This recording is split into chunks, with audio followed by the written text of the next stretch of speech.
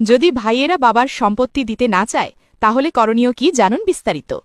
যদি ভাইয়েরা বাবার সম্পত্তি দিতে না চায় তাহলে প্রথমে পারিবারিকভাবে আপোষ মীমাংসার চেষ্টা করুন। যদি এতে কাজ না হয় তাহলে আদালতে বিভাজনের মামলা দায়ের করে নিজের অংশ বুঝে নিতে পারেন। আইনের চোখে আপনার অংশটি বৈধ এবং ভাইয়েরা আপনাকে বঞ্চিত করতে পারে না। করণীয়: পারিবারিক আপোষের চেষ্টা। প্রথমে ভাইদের সাথে আলোচনার মাধ্যমে সমাধানের চেষ্টা করুন। অনেক সময় পারিবারিক সম্মান ও সম্পর্কের খাতিরে তারা নিজেরা সম্পত্তি ভাগ করে দিতে রাজি হতে পারেন।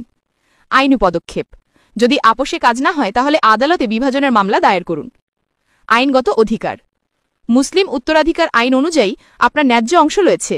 যদি বাবা মারা যাওয়ার পর ভাইয়েরা আপনাকে আপনার অংশ দিতে অস্বীকার করে তাহলে আইন অনুযায়ী প্রতিকার চাওয়ার অধিকার আপনার আছে।